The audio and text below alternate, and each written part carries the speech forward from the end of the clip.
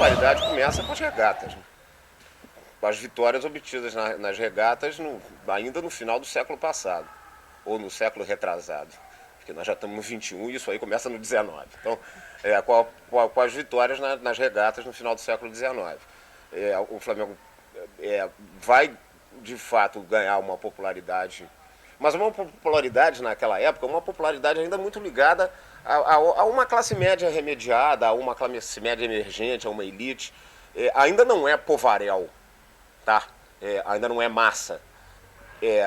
O Flamengo vai se transformar num clube de massa. É um pequeno roteiro. Primeiro com o surgimento do futebol no clube, tá? Porque o futebol, a partir de um determinado momento, ele vai começar a atrair as multidões. E depois, definitivamente, dois personagens que são importantíssimos para terem tornado o Flamengo um clube de massa. O primeiro deles, Leônidas da Silva, centroavante do Flamengo da seleção brasileira, que vai tirar terceiro lugar na Copa de 38 na França, com o Leônidas como artilheiro. Essa foi a primeira Copa transmitida para o Brasil, pelo rádio, claro, não existia televisão. E o Leônidas vai se tornar uma figura absolutamente popular, mas talvez a figura mais popular do Brasil na época, ao lado do presidente da República, o chamado pai do povo, Getúlio Vargas, que criou as leis trabalhistas, e ao lado de Orlando Silva, o cantor das multidões. Talvez Leônidas fosse mais popular do que eles dois num determinado momento da vida brasileira. Então a chegada de Baixo Padilha no Flamengo é fundamental, porque ele vai abrir a porta para os jogadores negros. E aí de uma penada só vão chegando aos poucos Domingos da Guia, Leônidas da Silva, entre os mais importantes, né? Jarbas, flecha negra, ponta esquerda, Valdemar de Brito, o homem que descobriu Pelé, mais tarde, né? Fausto, a Maravilha Negra, enfim, um punhado de jogadores importantíssimos para aquele momento. E a partir do momento em que a porta do clube são abertas para os negros, Leônidas vai chegar ao Flamengo, né, como uma grande estrela e vai arrastar com ele as massas. É a partir daí que o Flamengo começa a se transformar num clube de massa. O Zizinho ele é importante porque ele foi o maior jogador do Brasil durante um período da história do futebol brasileiro, né, que a gente poderia situar aí entre 1945 a 1955, mais ou menos nesse período. Ele foi o maior jogador da história do futebol brasileiro e, jogando no Flamengo, é claro, que ele também ajudou a atrair multidões, a tornar muita gente rubro-negra por causa disso, né? Então a participação dele na história do Flamengo e o tricampeonato que ele ganhou, 42, 43, 44, né? Esse tricampeonato também vai ter uma importância imensa na formação da imensa torcida do Flamengo. Eu escalaria o Raul no gol. Acho que o Bruno passaria a brigar com o Raul por essa posição. Pelos muitos pênaltis que ele defendeu. O tricampeonato de 2009, o estadual, tem muito dele, da contribuição dele ali. O Campeonato Brasileiro também, os 2 pênaltis que ele pegou contra o Santos. Enfim, acho que ele brigaria com o Raul, mas o Raul continua na frente dele, pelo menos por enquanto. Pode ser que no futuro eu decida isso, inverter. Aí a gente tem que escalar forçosamente na zaga Leandro, o paraguaio Regis, que vocês não viram jogar, mas que jogava muita bola, inclusive era um coringa, até de centroavante ele jogou no Flamengo, né? E aí começa aquele dilema: você escala um jogador que você não viu jogar, pela fama dele, eu seria obrigado a escalar Domingos da Guia, né? Na lateral esquerda eu vou botar o Júnior, não tem outro. Embora o Paulo Henrique tenha sido um bom jogador durante muito tempo, irregular principalmente, mas não dá para comparar. E aí, daí para frente é mais difícil ainda, porque você vai ter que colocar, se você for colocar jogador que você não viu, obrigatoriamente vou ter que botar Zizinho e Leônidas, né? E aí começa a faltar gente, começa a faltar vaga, porque é claro que eu vou botar o Gerson, vou botar o Adílio, vou botar Andrade, vou botar Zico, eu vou botar o Tita, acabou, né? Não tem mais espaço, né? Eu vou botar Carlos Alberto, ponta direita, que foi um jogador que teve a sua carreira abreviada por uma série de contusões, mas que era um cracaço de bola, seria provavelmente o substituto do Garrincha na seleção. E eu vou ter que botar, eu acho que o Júlio César Urigelli num determinado momento, e vou ter que arranjar uma brechinha pro Pet, por tudo que ele representou no Flamengo nesses últimos 10 anos, né?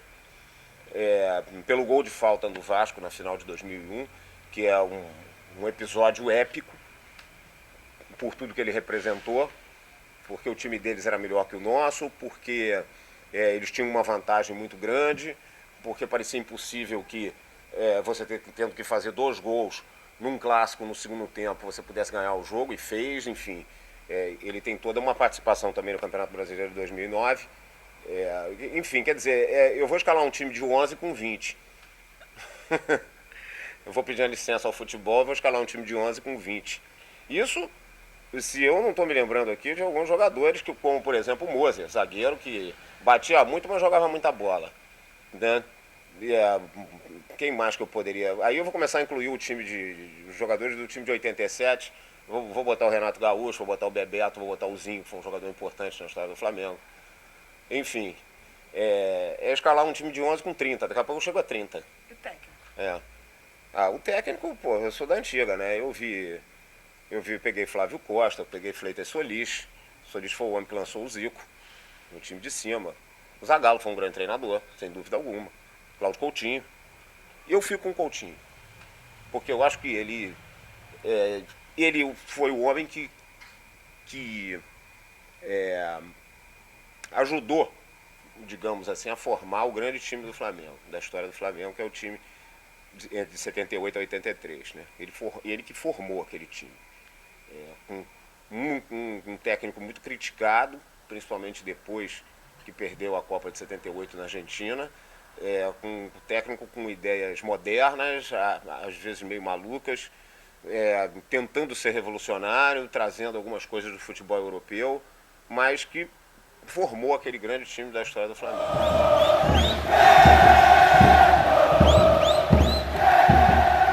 Bom, eu tenho um jogo que para mim é muito importante, que é o 0x0 do Fla-Flu de 63, porque meu pai era fluminense e me levou ao Maracanã para ver o Fluminense ser campeão e para que eu me tornasse, né, definitivamente um tricolor. Né? Só que quando eu entrei no Maracanã, que eu vi a torcida do Flamengo, aí eu falei assim, eu quero ser do outro lado. E eu era garoto, tinha 7 anos, 8 anos. Eu falei, não, o meu lado é o outro. E a partir dali não teve mais jeito. Né? Meu pai nem se esforçou mais, porque viu que a mosca tinha me mordido mesmo, não tinha mais jeito. Né? E o fato do Flamengo ter sido campeão nesse dia, claro, também ajudou. Né? Eu me lembro assim, com perfeição assim, da volta olímpica, do espanhol, ponta direita nos ombros do cara sendo conduzido. Me lembro disso tudo, assim, perfeitamente. E outro jogo, assim, que é espetacular, o melhor jogo da minha vida é a final do Brasileiro de 80. 3x2 no Atlético Mineiro. Eu fico até emocionado quando eu falo desse jogo, porque é de uma época espetacular da minha vida que não vai voltar mais. Isso também tem a ver, tá? Eu tinha, 25 anos de idade, estava no auge da minha juventude, e as pessoas sacaneavam muito a gente. O Flamengo só ganha com o campeonato regional, time de Maracanã, não sei o que, negócio blá blá blá. E aí o Flamengo foi campeão brasileiro, finalmente, né? Foi campeão brasileiro. Com uma vitória fantástica sobre o Atlético, que tinha um timaço na época, né? Que também tinha um timaço. Uma vitória espetacular, vindo em condições estratosféricas, aquele gol no fim do jogo, os caras empataram o jogo, eles jogavam pelo empate, o jogo estava acabando e faltavam 7 minutos, e eu digo, a gente não vai conseguir, meu Deus, não é possível. E dentro do Maracanã, com 160 mil pessoas, e aí o Nunes, segundo o Júlio César Uriguela e o Adílio, brincam com ele, dizendo que foi o único drible que ele deu na vida dele, mas valeu por todos. Aquele drible que ele dá no Silvestre para dentro foi o drible do século, aquele ali, né? E quando a bola entra, é uma emoção que eu acho que não vou viver nunca mais na minha vida. Nunca mais. De ver aquela bola estufando a rede. Eu tenho uma foto disso na minha casa, né? Que de vez em quando eu olho. Né? Dele chutando, né? A bola. De vez em quando eu olho. É a imagem da minha vida aquilo ali. Se alguém virar para mim e falar assim, você tem o direito de voltar um dia na tua vida. É esse dia que eu quero. Dia 1º de junho de 80. Eu quero voltar depois. Mas o dia vai ser esse. Com certeza.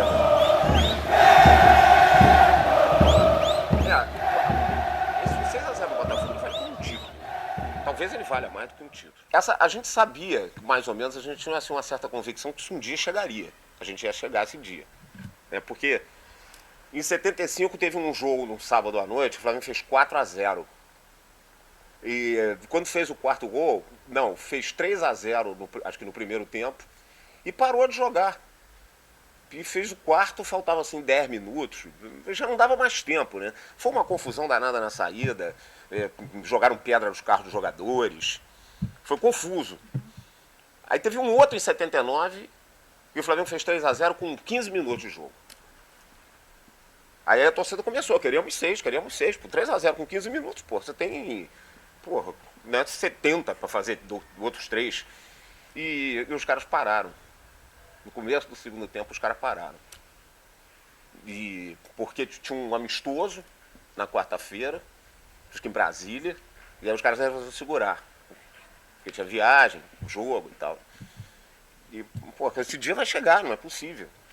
E quando, nesse dia do 6x0, eu me lembro que foi 4x0 no primeiro tempo. No final do primeiro tempo, o Adílio fez o gol de cabeça. Aí eu digo assim, hoje vai.